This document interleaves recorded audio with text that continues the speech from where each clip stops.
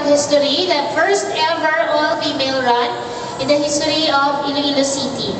So, in behalf of JCI Iloilo Ilang-Ilang, we would like to thank you for waking up early and for participating in our cause.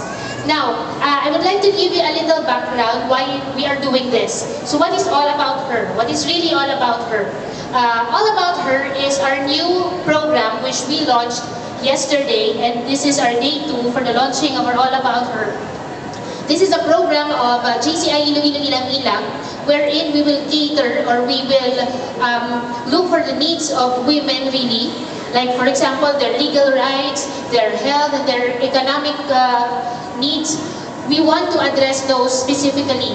So our chapter, being an all-female chapter here in Iloilo, we decided to come up with a program which is entitled All About Her, so that we could give that assistance to the women, not only in the city, but also in the entire province.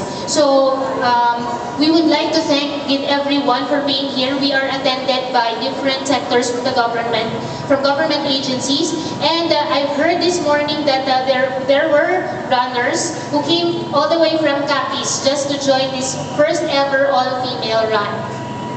So thank you so much for being here this morning.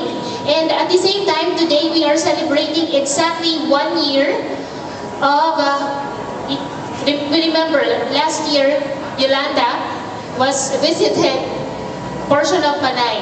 That is why All About Her is related to our another program, for community program, that is Gugma Ilongga. Last year we gave more than 7,000 relief goods to our kababayans. They're somewhere in the northern Panay. Dito sa Ahoy, sa Concepcion, we went there to give out.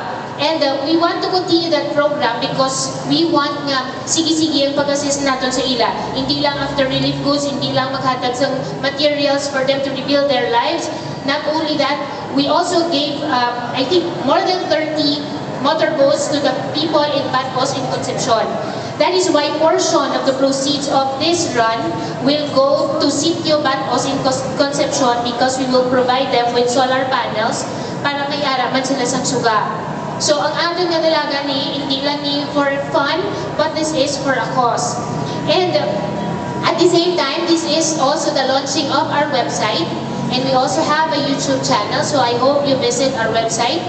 And later on, after the run, we have prepared a special arroz caldo for you and pandesal, nipaa, and we have psyllium also there. They are giving out free sampling. So, if there's one thing that we would like to ask from you, isa lang yun. Please enjoy this because this is for us women. This is all about you. This is all about her. So I hope you get the most fun out of this activity, and I'll see you at the finish line. Thank you.